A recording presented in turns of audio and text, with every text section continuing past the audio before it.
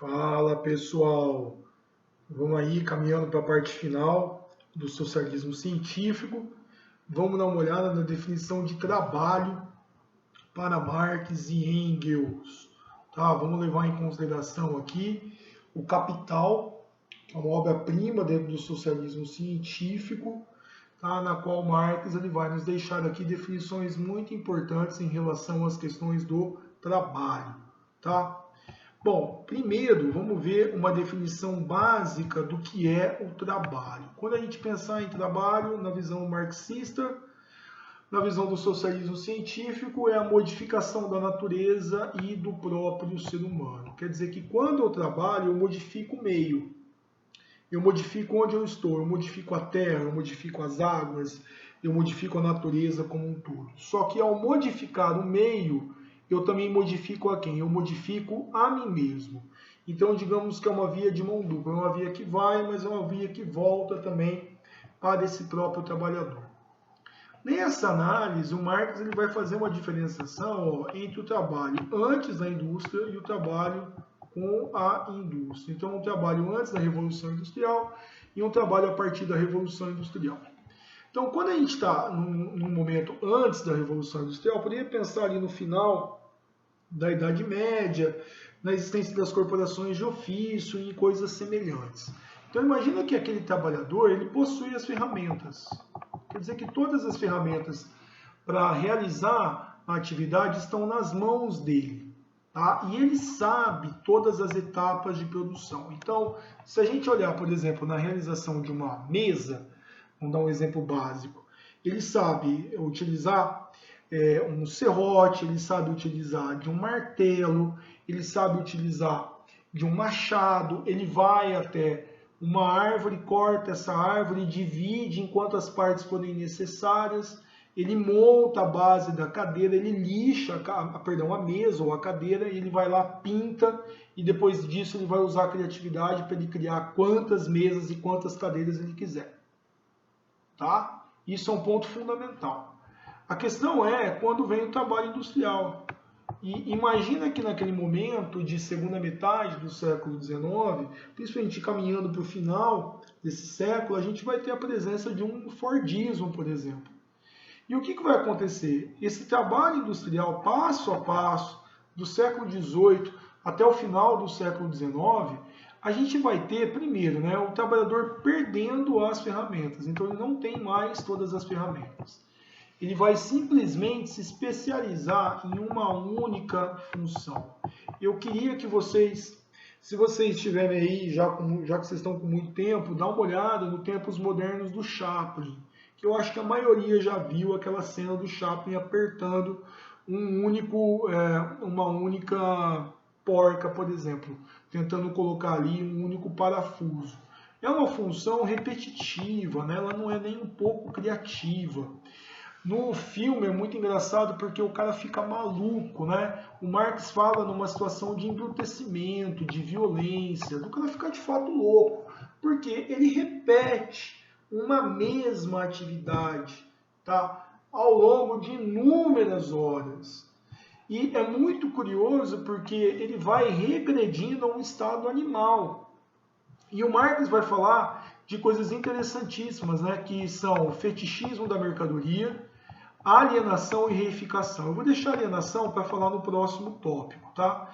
Mas, por exemplo, na reificação, o trabalhador se torna uma coisa descartável. Por que ele é descartável? Porque qualquer um faz a atividade que ele está realizando.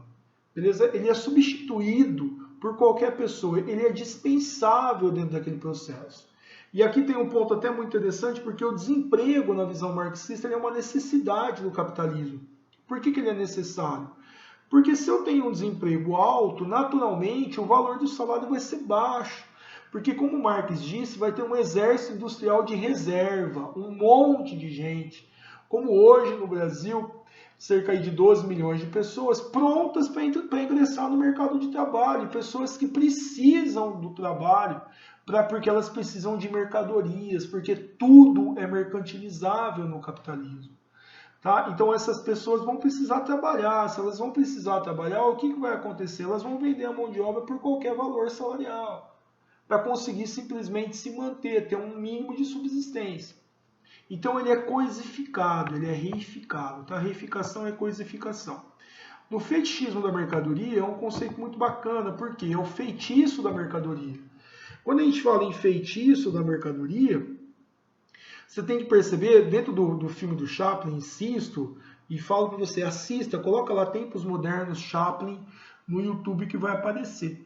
No fetichismo da mercadoria, o trabalhador não se reconhece no produto final, você não vê o que o Chaplin está produzindo. Por quê? Porque nem ele sabe, porque ele produz apenas uma parte. Então, quando o produto fica pronto, por exemplo, fica a mesa pronta, e ele só pregou um pezinho da mesa, ele não se vê identificado naquilo. Então, há uma separação entre produtor e produto. Isso vai gerar, em último caso, uma alienação, que é o que a gente vai ver no próximo slide. Tá? Então, o Marx ele vê as consequências terríveis do trabalho industrial capitalista para o trabalhador. Dentro desse processo de trabalho, o que a gente vai ter? A gente vai ter um processo de mais-valia, como você pode ver aqui dentro da imagem. A imagem, ela mostra aqui um patrão entregando aí um pequeno saquinho com um pouquinho de salário aqui para os trabalhadores. E no fundo, a riqueza criada pelos trabalhadores que vai para quem? Vai para o patrão.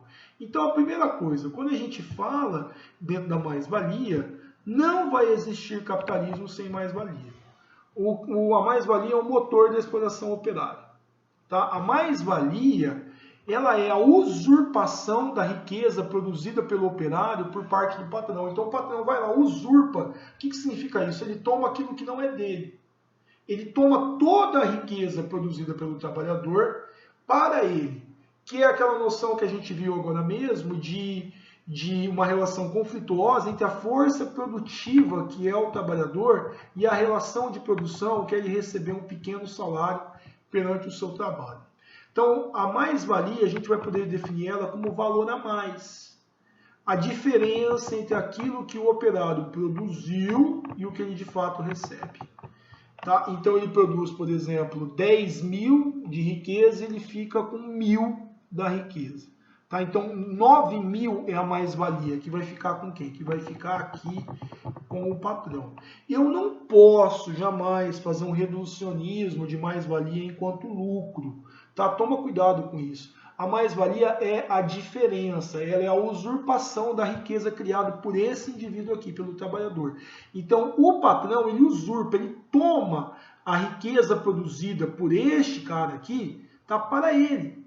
Então a gente poderia pensar, por exemplo, vamos analisar, por exemplo, um símbolo do capitalismo que é sempre criticado pelas pessoas que estão dentro de um socialismo muito ortodoxo. Você pega, por exemplo, um McDonald's. Você vai lá, trabalha no McDonald's, trabalha 8 horas no McDonald's, imagina que você trabalha ali em várias funções, e você, vamos pensar na fabricação do lanche em si, porque é muito simbólico. Eu produzi em 1 hora, eu produzo, por exemplo, 50 lanches, vamos supor. Tá? Se eu produzir 50 lanches e cada lanche vale R$10, por exemplo, você faz a conta aí de quanto que vai dar. Tá? Imagina, se eu tenho R$10 para cada lanche e eu produzo 50 lanches, eu vou ter quinhentão aqui na minha mão. Tá? Se eu vou ter R$500, imagina que um salário no McDonald's beire aí R$1.000 ao mês, um pouco mais do que isso, porque vai ter adicional noturno, pode ter questão de insalubridade e tal, para trabalhar com ambiente quente, ou então simplesmente com fritar alguma coisa, assar alguma coisa. Vamos colocar que sejam 1.000 aí, 1.500. E a hora que você vai receber no McDonald's seja aí em torno de mais ou menos, vamos colocar que a pessoa trabalhe 25 dias no mês, provavelmente, né, com uma folga por semana. Vamos colocar 25 dias, ela trabalhando por dia 8 horas, ela vai ganhar mais ou menos aí por dia os seus R$50. Tá? Vamos colocar um pouco mais, R$60.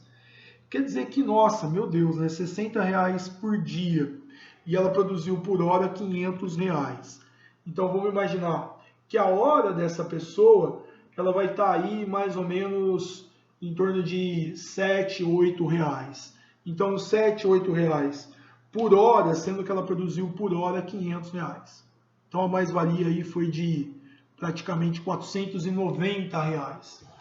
Toda essa riqueza produzida pelo trabalhador vai ficar com quem? Vai ficar aqui com o patrão e vai acumular toda a riqueza desse patrão.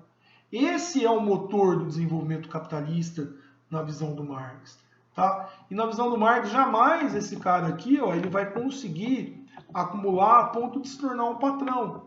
Tá? E aí entra a própria ideologia da meritocracia, que é sempre muito comentada.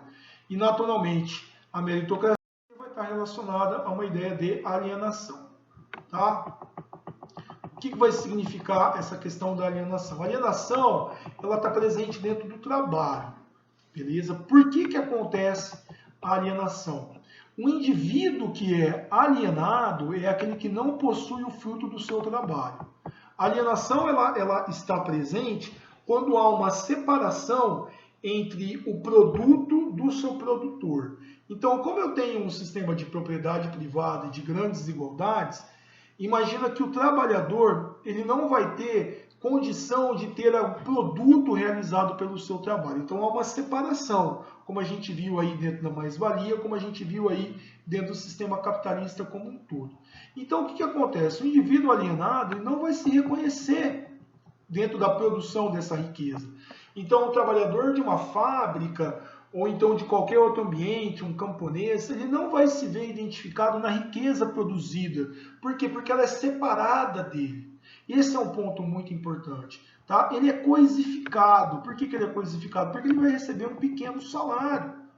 Tá? Então, dentro dessa separação, e olhando para aquelas relações de infra e superestrutura, a superestrutura vai criar uma ideologia, vai criar uma ideia de que este trabalhador, se ele se esforçar mais, se ele trabalhar cada vez mais, ele vai poder acumular mais e vai chegar a alcançar, por exemplo, um espaço, um universo de um patrão.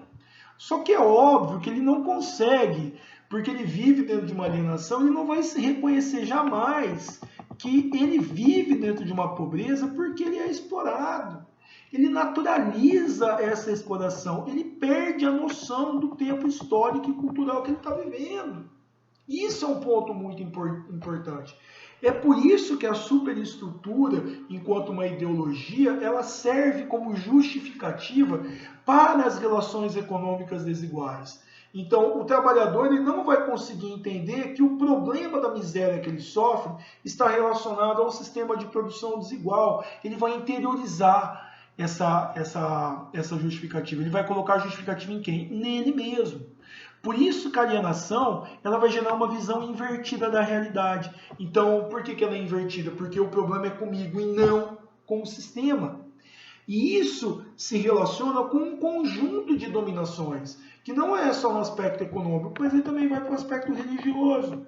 Tá? De um cara entender que ele não consegue desenvolver porque ele não foi escolhido por Deus, ele não consegue enriquecer porque ele não tem a prosperidade dada por Deus, que ele não foi abençoado, porque ele sofre de uma maldição. Tá? Então não é só porque ele não se esforçou de maneira suficiente. Esse ponto também pode ser pensado dentro do próprio racismo, porque o racismo é a superestrutura. Tá? É aquela noção do próprio negro que incorpora as visões racistas, que não se acha bom o suficiente para conseguir crescer. Então o cara alienado, separado do produto final, ou seja, da produção que ele mesmo criou, ele começa a encontrar justificativas invertidas da realidade. Ele vai acreditar, por exemplo, na visão do Marx, da própria meritocracia. Tá? E a meritocracia é uma visão invertida da realidade, porque o problema não é o esforço, o problema é a desigualdade existente dentro das relações econômicas. Então, a alienação ela é um produto das relações econômicas desiguais, da separação do trabalhador do seu produto, tá? Daquilo que foi criado por ele mesmo. Beleza? Relacione essa alienação a todas as formas ideológicas que confirmam o capitalismo. Beleza? Daqui a pouco a gente vai para a última parte do socialismo científico e para o anarquismo.